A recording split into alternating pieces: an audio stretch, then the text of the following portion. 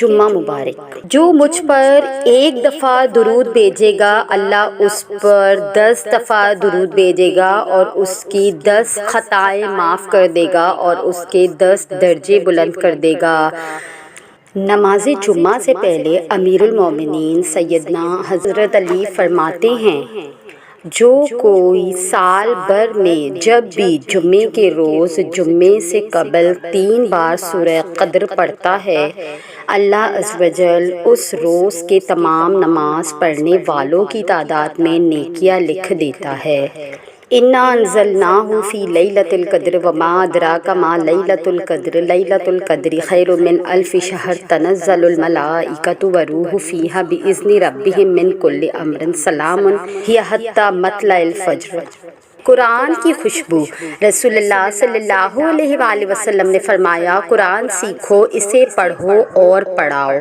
جس نے اسے سیکھا اور پڑھا اور اس پر عمل کیا، اس کی مثال اس تھیلی جیسی ہے جس میں مشک بھری ہوئی ہو اور چاروں طرف اس کی خوشبو پھیل رہی ہو، اور اس شخص کی مثال جس نے اسے سکھایا اور اس کا علم اس کے سینے میں بند رہا، اس تھیلی کی سی ہے جو مشک بھر کر سیل بند کر دی گئی ہو۔ خوبصورت زندگی خود بخود نہیں بن جاتی، بلکہ اس کی تعمیر روزانہ کی دعاؤں پر ہوتی ہے۔ دعا کیجئے، دعا لیجئے، دعا دیجئے۔ میرے دل کی گہرائیوں سے یہ دعا ہے کہ رب کریم آپ کی خوبصورت زندگی کو دین اور دنیا کی تمام خوشیوں سے مالا مال کر دے۔ جمعے کے دن روحیں جمع ہوتی ہے، لہٰذا اس میں زیارت قبور کرنی چاہیے اور اس روز جہنم نہیں بھڑکایا جاتا۔ سورہ کہف کی 19ویں آیات کا ایک لفظ فَلْيَتَلَطَّفْ یہ تھوڑا بڑا کر کے لکھا ہوا ہے کیونکہ یہاں قرآن پاک کا درمیان آ جاتا ہے۔ یہ لفظ پورے قرآن کا خلاصہ ہے اور اس کا ترجمہ اور نرمی سے بات کیا کرو۔ جب اللہ نے موسیٰ علیہ السلام کو فرعون کے پاس بھیجا تو بھی یہی کہا کہ تم اس سے نرمی سے بات کرنا، شاید وہ مان جائے۔ کون مان جائے؟ وہ انسان کہ جس سے زیادہ متکبر اور گھمنڈ والا شخص دنیا میں کوئی اور نہیں آیا۔ کہ زندگی کتنی بدل جائے اگر ہم اس بات کو مان جائیں کہ نرمی سے بات کرنے کا مطلب بے وقوفی اور کمزوری نہیں بلکہ عاجزی اور اعلیٰ ظرفی ہے۔ جمعے کا دن دنیا کی بہترین مصروفیت آپ صلی اللہ علیہ وآلہ وسلم پر درود بھیجنا ہے۔ جانتے ہو کہ تم خاص کیوں ہو؟ کیونکہ تم ہر بار صبر کر لیتے ہو، تم شکوہ نہیں کرتے، تم خود کو بدل رہے ہو۔ تمہاری تنہائی میں رب سے باتیں ہوتی ہے، تم نے مقصد حیات کو جاننا شروع کر دیا ہے، تمہاری امید اللہ سے ہے ان حالات میں بھی جب کچھ بھی تمہارے حق میں نظر نہیں آتا، کیونکہ اللہ نے چن لیا ہے اور جن کو وہ چن لیتا ہے تو ان کو خاص کر دیتا ہے۔ جمعے کے دن سورہ کہف پڑھنا کہ جہاں سورہ کہف فتنہ و دجال سے محفوظ رکھے گی، وہاں آج کے دور میں جتنے بھی فتنے ہیں وہ ان سب میں آپ کی حفاظت کرے گی۔ اس یقین کے ساتھ ہر جمعے کو سورہ کہف پڑھیے کہ یہ مجھے ہر پریشانی سے، ہر فتنے سے میری حفاظت کرے گی۔ پھر کیسے چھوڑ سکتے ہیں ہم سورہ کہف؟ سورہ کہف ایک جمعے سے اگلے جمعے تک کے لیے نور ہے۔ یہ نور نور ہدایت ہے۔ فتنے اور آزمائش ہوں گے لیکن انسان اپنے اعمال پہ قائم رہے گا۔ کہ دیکھیے نا کتنی ضروری ہے یہ سورہ کہف۔ ہر جمعہ سورہ کہف لازمی پڑھیے۔ ضروری تو نہیں کہ کچھ بڑا کریں، زندگی میں چھوٹی چھوٹی نیکیاں کرتے جائیں، کسی کا دکھ سن لے، کسی کو دلاسا دے دیں، کہ کسی بھوکے کو کھانا کھلا دے، کسی کو مسکراہٹ عطا کر دے۔ یہ چھوٹی چھوٹی کوششیں ہی زندگی کے سمندر میں بڑی بڑی مثبت لہریں پیدا کرتی ہیں۔ کہ فرمانے آخری نبی صلی اللہ علیہ وآلہ وسلم بے شک تمہارے لیے ہر جمعہ میں ایک حج اور ایک عمرہ موجود ہے، لہٰذا جمعے کی نماز کے لیے جلدی نکلنا حج ہے اور جمعے کی نماز کے بعد عصر کی نماز کے لیے انتظار کرنا عمرہ ہے۔ جمعے کے دن نماز فجر سے پہلے کی دعا نبی کریم صلی اللہ علیہ وآلہ وسلم نے فرمایا، جو شخص بروز جمعہ نماز فجر سے پہلے 3 مرتبہ یہ دعا پڑھے تو اللہ تعالیٰ اس کے گناہ بخش دیں گے، اگرچہ سمندر کی جھاگ کے برابر ہو۔ استغفر اللہ الذی لا الہ الا هو الحی القیوم واتوب الیہ۔ اس کا ترجمہ ہے، میں اس اللہ تعالیٰ سے بخشش طلب کرتا ہوں جس کے سوا کوئی معبود نہیں، جو ہمیشہ زندہ رہنے والا اور نظام سنبھالنے والا ہے، اور اس کے سامنے میں توبہ کرتا ہوں۔ اللہ کا نور، جو شخص اللہ کا نور پانا چاہتا ہے تو اسے چاہیے کہ شب جمعہ میں 7 مرتبہ سورہ نور پڑھے، اور اگر مزید نور چاہتا ہے تو 1000 بار یا نور پڑھے۔ انشاءاللہ اس کا دل اللہ کے نور سے منور ہو جائے گا کہ آج جمعے کا دن ہے، تو کثرت سے درود شریف پڑھیے۔ رسول اللہ صلی اللہ علیہ وآلہ وسلم نے فرمایا، جمعے کا دن تمہارے تمام دنوں میں سے سب سے افضل دن ہے، اس دن تم مجھ پر کثرت سے درود بھیجو، اس لیے کہ تمہارا درود مجھ پر پیش کیا جائے گا۔ جو مجھ پر 1 دفعہ درود بھیجے گا، اللہ اس پر 10 دفعہ درود بھیجے گا اور اس کی 10 خطائیں معاف کر دے گا اور اس کے 10 درجے بلند کر دے گا۔ کہ جمعے کے دن سورہ کہف کی تلاوت کیجیے، جو شخص جمعے کے دن سورہ کہف پڑھے گا اس کے لیے اس کے قدم سے آسمان تک نور ہوگا جو قیامت کے دن روشن ہوگا، اور 2 جمعوں کے درمیان گناہ معاف کر دیے جائیں گے۔ جو شخص جمعے کے دن سورہ کہف کی تلاوت کرے گا تو آئندہ جمعہ تک اس کے لیے ایک خاص نور کی روشنی رہے گی۔ جمعے کی نماز کے بعد 100 مرتبہ سبحان اللہ العظیم و بحمدہ پڑھ لیجئے تو پڑھنے والے کے 1 لاکھ اور اس کے والدین کے 24,000 گناہ معاف ہو گے۔ جمعے کی نماز کے بعد 7 مرتبہ سورہ اخلاص، 7 مرتبہ سورہ فلق، 7 مرتبہ سورہ ناس پڑھ لیجئے۔ اگلے جمعے تک ہر قسم کی برائیوں سے اللہ اس کی حفاظت کرے گا۔ تو جمعے کے دن سورہ کہف پڑھنا اسی طرح لازم ہے۔ سورہ کہف میں ہمارے لیے 4 اہم سبق ہے۔ پہلا سبق ہمارے لیے یہ ہے کہ اللہ ہمیں ہمارے ایمان سے آزماتا ہے تاکہ وہ دیکھ لے اور ہم بھی دیکھ لیں کہ ہم اپنی زبانوں کے اور دعووں کے کتنے سچے ہیں، اور پھر جب ہم اس آزمائش میں ثابت قدم رہتے ہیں اور ڈگمگاتے نہیں ہیں تو اللہ ایسے طریقوں سے ہماری مدد فرماتا ہے جو انسانی سمجھ سے باہر ہے۔ دوسرا سبق جو سورہ کہف میں ہمیں سکھاتا ہے وہ یہ ہے کہ مال و دولت صرف نعمتیں نہیں ہیں بلکہ یہ ہماری آزمائش بھی ہے کہ ہم اللہ کا کتنا شکر ادا کرتے ہیں۔ ہمیں کبھی بھی یہ نہیں بھولنا چاہیے کہ دنیا میں جو بھی خیر، جو بھی بلائی ہمیں ملتی ہے وہ اللہ کی طرف سے ملتی ہے، اور اگر ہم چاہتے ہیں کہ وہ بلائی ٹھہر جائے اور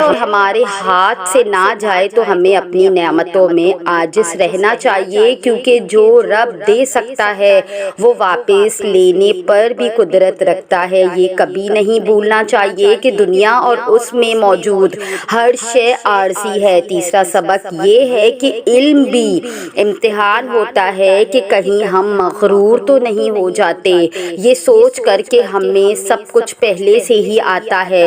ہمیں سب کچھ نہیں آتا، کامل علم صرف اللہ کا ہے۔ ہمارا علم تو بڑا محدود ہے اور اتنے سے علم کے ذریعے ہم اللہ کی حکمتوں اور مصلحتیں نہیں سمجھ سکتے، اسی لیے ہمیں اللہ کے فیصلوں پر توکل رکھنا چاہیے، کیونکہ ہو سکتا ہے جو چیز ہمیں بری لگ رہی ہو وہ اصل میں ہمارے لیے اچھی ہو، اور جو چیز ہمیں اچھی لگ رہی ہو وہ اصل میں ہمارے لیے بہتر ہی نہ ہو۔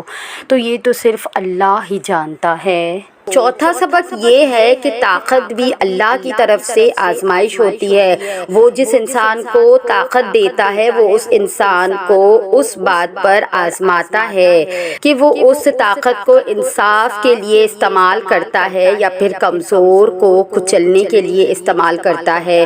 نیز ہر شے ہمارا امتحان ہے۔ یہ چاروں مختلف کہانیاں ہیں۔ یہ چاروں مختلف کہانیاں ہمیں ایک ہی سبق دیتی ہے اور وہ سبق یہ ہے کہ ہر چیز اپنے ساتھ ٹیسٹ لے کر آتی ہے اور اس ٹیسٹ میں بس وہی پاس ہوتا ہے جو اپنے رب کو نہیں بھولتا، کیونکہ انسانی فطرت یہ ہے کہ وہ نعمت عطا ہو جانے پر سرکش ہو جاتا ہے اور اپنی حدود بھول جاتا ہے، اور اس کی یہ حرکت اسے فنا کر دیتی ہے کہ مت بھولا کریں، نعمتیں اپنے ساتھ بہت سی ذمہ داریاں لے کر آتی ہے جو ہمیں پوری کرنی لازم و ملزوم ہوتی ہے۔ درود شریف پڑھنے والوں کو دیکھ کر حضور صلی اللہ علیہ وآلہ وسلم کا چہرہ نور خوشی سے دمک اٹھا۔ حضرت ابو بکر رضی اللہ تعالی عنہ فرماتے ہیں کہ میں رسول اللہ صلی اللہ علیہ وآلہ وسلم کے پاس تھا کہ اچانک ایک شخص حضور کریم صلی اللہ علیہ وآلہ وسلم کے پاس آئے اور سلام کیا۔ رسول کریم نے اس کے سلام کا جواب دیا اور آپ صلی اللہ علیہ وآلہ وسلم کا چہرہ خوشی سے دمک اٹھا اور آپ صلی اللہ علیہ وآلہ وسلم نے اس کو اپنے برابر بٹھایا۔ پھر جب وہ صاحب جس کام کے واسطے آئے تھے وہ اپنا کام پورا کر چکے تو جانے کے لیے اٹھے، اور جب کچھ دور چلے گئے تو نبی کریم صلی اللہ علیہ وآلہ وسلم نے مجھ سے فرمایا، اے ابو بکر رضی اللہ تعالی عنہ، یہ ایسا شخص ہے کہ روزانہ تمام روئے زمین کے رہنے والوں کے برابر اس اکیلے کے عمل اللہ کے یہاں پہنچائے جاتے ہیں۔ حضرت ابو بکر صدیق رضی اللہ تعالیٰ عنہ فرماتے ہیں، میں نے عرض کیا، یا رسول اللہ صلی اللہ علیہ وآلہ وسلم، یہ اتنا ثواب اس کو روزانہ کیوں کر ملتا ہے؟ تو آپ صلی اللہ علیہ وآلہ وسلم نے فرمایا، یہ جب بھی صبح اٹھتا ہے تو مجھ پر 10 مرتبہ ایسا درود شریف پڑھتا ہے جو اپنے ثواب میں ساری مخلوق کے درودوں کے برابر ہے۔ میں نے عرض کیا، اللہ کے رسول وہ کیا ہے؟ وہ درود کیا ہے؟ ہمیں بھی بتائیں۔ آپ صلی اللہ علیہ وآلہ وسلم نے فرمایا، وہ درود یہ ہے، اللہم صلی علی محمد النبی العدد من صلی علیہ من خلقک وصلی علی محمد النبی کما ینبغی لنا ان نصلی علیہ وصلی علی محمد النبی کما امرتنا ان نصلی علیہ۔ جمعے کے دن کی خصوصیات میں سے ایک خصوصیت یہ بھی ہے کہ جمعے کے دن عصر سے مغرب کے درمیان ایک گھڑی ایسی ہوتی ہے کہ جس میں بندہ مومن اللہ سے جو بھی دعا کرتا ہے وہ دعا قبول ہوتی ہے۔ تو خدا را یہ دعا عصر سے مغرب کے درمیان ایک دفعہ ضرور سنیے۔ دعا کے عادات کے مطابق ہاتھ اٹھا کر اس دعا کو نہایت ہی دھیان سے سنیے۔ اے میرے اللہ، میں بہت تھک چکی ہوں، ذمہ داریاں دن بدن بڑھتی جا رہی ہیں۔ بے شک زندگی بہت تھکا دینے والی چیز ہے۔ زندگی میں ایسی الجھ گئی ہوں کہ سکون کھوتی جا رہی ہوں۔ آپ سے دور ہو کر جینا نہ پہلے کبھی آیا تھا اور نہ اب آتا ہے۔ میں آپ کی طرف لوٹنا چاہتی ہوں، اس دنیا سے نجات چاہتی ہوں۔ میں چھوٹی سے چھوٹی بات پر بھی آپ سے کیا کرتی تھی، میں چھوٹی سی چھوٹی بات بھی آپ سے کیا کرتی تھی، آج اپنے لیے دوسروں سے دعائیں کرواتی پھرتی ہوں۔ میں جو توکل کی رسی تھامے ہوئے پرسکون رہا کرتی تھی، آج امید بری آیتیں تلاشتی رہتی ہوں۔ بے شک آپ گم نہیں ہوتے، ہم گمراہ ہو جاتے ہیں اور مجھے اس گمراہی سے صرف آپ ہی نکال سکتے ہیں۔ یا اللہ میری مدد کیجیے۔ اے میرے پیارے اللہ، میرے سارے مسائل کو تو ہی جانتا ہے، تو ہی مجھے سمجھتا ہے۔ یا اللہ ہمارے گناہوں کو معاف کر دے۔ اے میرے رب، میرے محبوب اللہ، میں اپنی شکایتیں کرنے آئی ہوں، میں کمزور ہوں، میں تھک چکی ہوں، آپ میرے امتحانات کو آسان فرما دیجیے یا رب۔